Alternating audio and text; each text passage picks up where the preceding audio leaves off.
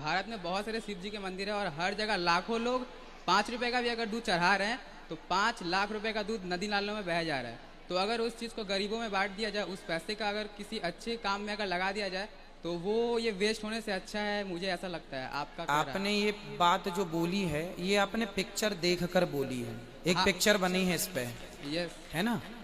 बोलिए ना, हाँ हाँ। आपने पिक्चर देखी फिर आपने ये बात बोली। पिक्चर में इतना कुछ नहीं बोला था, पर जब नहीं, आप- उनने बोला था कि पिक्चर गरीबों में बांट देना था, दूध से क्या होता है, गरीबों में बांट दो।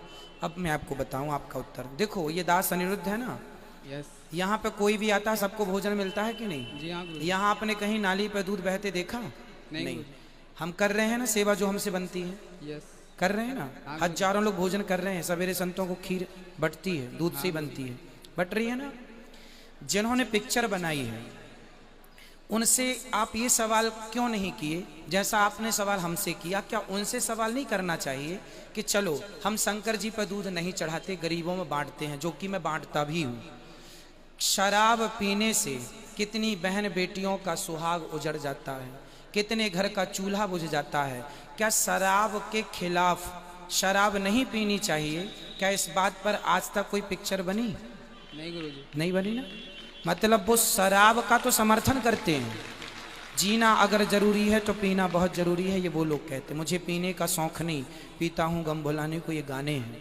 तो शराब, अब मुझे ये बताओ, शंकर जी पर दूध चढ़ाने से ज्यादा नुकसान है भारत को या शराब पीने से ज्यादा नुकसान है भारत को?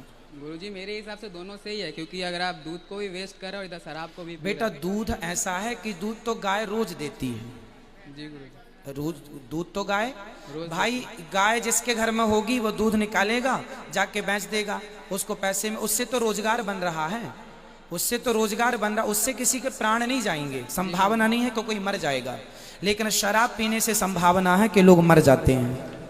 तो क्या शराब नहीं बंद होनी चाहिए? इसके खिलाफ क्या पिक्चर नहीं बनानी चाहिए? बनानी चाहिए, पर मुझे मौका नहीं मिला आज तक पूछने का, तो आपसे आज मिला, इसलिए मैं आपसे इस सवाल को पूछा। इसलिए शंकर जी को दूध चढ़ाना ये लोगों की अपनी श्रद्धा है और इसके पीछे एक बहुत बड़ा साइंस है। अब मुझे आप ये बताओ कि शंकर जी के ऊपर दूध कब चढ़ाया जाता है, किस महीने में? सावन में। हाँ बिल्कुल सही उत्तर दिया बच्चे ने। सावन में शंकर जी के ऊपर दूध क्यों चढ़ाया जाता है? कभी आप इस पर रिसर्च करेंगे तो साइंटिफिक रीजन निकल के आएगा, जो उन पिक्चर बनाने वालों को, उनके बाप दादों तक को कभी पता हो नहीं सकता। साइंटिफिक रीजन ये है कि सावन के महीने में जब पानी, पहला पानी गिरता है ना, तो आपकी दादी अम्मा माँ जरूर कहती है बेटा पहला पानी है उसमें मत नहाना, क्योंकि वो पानी जहरीला है, क्योंकि सारा पॉल्यूशन ऊपर है, वो पानी पहला लेके नीचे आता है तो सारा प्रदूषण उसमें घुल जाता है। तो पहले पानी से जो पहली घास पैदा होती है वह पहली घास भी जहरीली होती है, हाँ या ना?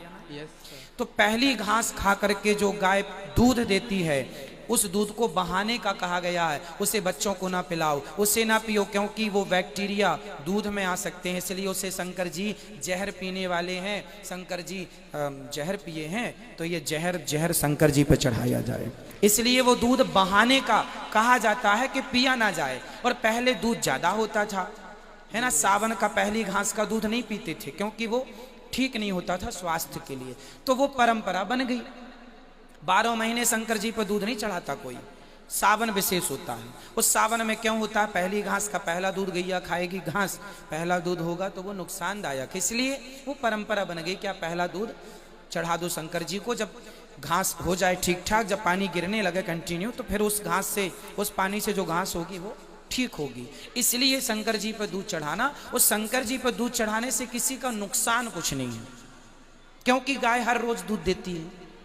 अब आप कहते हैं गरीबों को पिलाओ, तो गरीब लोग जो पिक्चर देखने के लिए आप लोग बड़े बड़े मॉलों में जाते हैं ना, वहां गरीब नहीं बैठा होता, आज भी गरीब मंदिर के बाहर ही बैठा होता है। उसको पता है कि जो दूध चढ़ाने आएगा वो 5 रुपए मुझे भी देगा। उन गरीबों को पता है वो मॉल में नहीं बैठे जाके, है ना। इसलिए उनको बोलो जो पिक्चर बनाने वाले हैं कि तुमने उस पिक्चर को बना के हजारों करोड़ कमाए हैं, उनसे पूछो कि कितने उन्होंने गरीबों में खर्च किया, कितने अन्य क्षेत्र चलाए, कितने उन्होंने हॉस्पिटल बना दिए, कितने उन्होंने कॉलेज बना दिए, क्या किया उन्होंने? कह दो, देखो मेरे भाई, सनातन धर्म को बदनाम करने के लिए आप सारी बातें कर लीजिए, लेकिन करना बड़ी बात है। कह देने को तो हम भी किसी को गाली दे सकते हैं, गाली तो देना सरल है, लेकिन जो वो खुद कह रहे हैं वो खुद करके दिखाते तो मैं मानता कि हाँ आपने किया है। कह देना तो आप भी कह दो ना कुछ, हम भी कह देते हैं कुछ, कह देना अलग है साहब, कह दीजिए आप कुछ भी, कर लेना कठिन है भैया, इसलिए करने पे विश्वास करो, कहने पे नहीं। जी गुरुजी एक लास्ट सवाल ये है कि लोग कहते हैं कि जैसे किसी के शरीर पे बूढ़ी आत्माओं का साया होता है या फिर बूढ़ी शक्ति होती है या किसी के शरीर पे कोई भगवान प्रवेश कर जाते हैं, तो साइंटिफिक रीज़न तो ये है कि कोई एक स्किन्सोफेबिया नाम का एक बीमारी होता है, जिनको होता है उन्हीं को ऐसा लगता है कि मेरे अंदर वो आ रहा है, बट एक्चुअल में ऐसा कुछ नहीं होता है।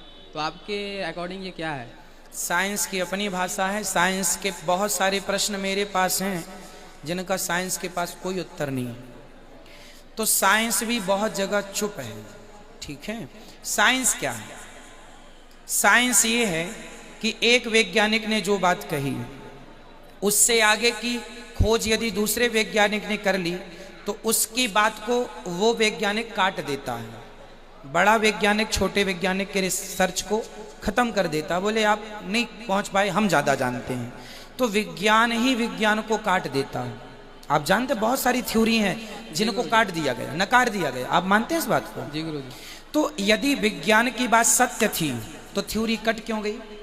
पहले थी आज नहीं, क्यों? इसका मतलब है विज्ञान अंदाजे से चल रहा है। आपने कह दिया कि आकाश गंगाएं बहुत हैं, आपने कह दिया ये सब बहुत है, तो आपने किस आधार पर कह दिया? आपने तो जाके देखा नहीं, आपकी सैटेलाइट ने जितना देखा उतना कैप्चर किया, उतना आपने कह दिया। आपके कैप्चर करने से बहुत बड़ा गैलेक्सी है, समुद्र की गहराई उतनी नहीं है जितनी हम सुनते हैं, उससे ज़्यादा है। वहाँ तक वो सॉफ्टवेयर पहुँचा ही नहीं, वो चीज़ पहुँची ही नहीं, ब्लास्ट हो जाती है, इतना दबाव है नीचे। तो जितना आपने नापा है उतना आपने बताया, जबकि उससे ज़्यादा गहरा है समुद्र जितना हम जानते हैं। उसी तरह साइंस तो अपने में भी श्योर नहीं है, कन्फर्म नहीं है, इसलिए साइंस की बातें हम आध्यात्म से ना जोड़ें, पर फिर भी आपने जोड़ी है तो मैं उत्तर देता हूं। रही भूत प्रेतों की बात, यदि भूत, अब बताओ पृथ्वी से सूर्य की दूरी कितनी है? नहीं पता। 14 अरब किलोमीटर लगभग, ऐसा साइंस कहता है, हम नहीं। ये बात साइंस ने कहा है। अभी एक साइंस ने कहा, कोई दूसरा वैज्ञानिक आएगा वो और सर्च करेगा, हो सकता और बदल दे दलीलें, नहीं जी इतना नहीं इतना है। लेकिन तुलसीदास जी ने कहा, युग सहस्त्र योजन पर भानु लील्योता ही मधुर फल जानू। जो बार बार बदल जाता है ना वो झूठ होता है, जो कभी ना बदले वही सत्य होता है। और हमारे शास्त्र जो कहते हैं वो कभी बदलते नहीं है, इसलिए सत्य है। हनुमान चालीसा में लिखा है, भूत पिशाच निकट नहीं आवे महावीर जब नाम सुना। यदि लिखा है तो फिर है इसलिए लिखा है, नहीं तो तुलसीदास जी ना लिखते। अब आप कहेंगे मैं भूत प्रेत नहीं मानता, यदि भूत प्रेत आप नहीं मानेंगे तो हनुमान चालीसा की लिखी ये बात कि भूत पिशाच क्यों लिखा? फिर तुलसीदास जी जानते हैं ना पृथ्वी से सूर्य की दूरी, तो सबसे पहले वैज्ञानिक तो तुलसीदास जी हो गए जब इनके बाप दादे पैदा नहीं हुए थे। तो फिर जब वो बता रहे हैं तो भाई किसी आधार पर कह रहे होंगे, है ना? इसलिए शास्त्र कहते हैं कि भूत प्रेत होते हैं, जो गलत काम करता है वो भूत बनता है, पर भागवत सुनने से, अच्छे काम करने से उसकी सदगति हो जाती है। धुंधकारी भूत बना था, भागवत सुन के उसकी सदगति हुई, ये बात लिखी है, तो जो लिखा है मानना पड़ेगा। आज भी भूत प्रेत, आप कभी मेहंदीपुर बालाजी चले जाइए, ढेर सारे आदमी आपको रेंगते मिल जाएंगे, उल्टा सीधा लौटते मिल जाएंगे जिनको भूत लगे हैं, है ना? तो आप जाएंगे तो आप चाहेंगे कि हमें भी लगे, तो उनसे मांग लीजिए, आपको भी लग जाएगा। धन्यवाद गुरुजी। तो ये सब चीजें हैं इसलिए लगते हैं। जल्दी बोल।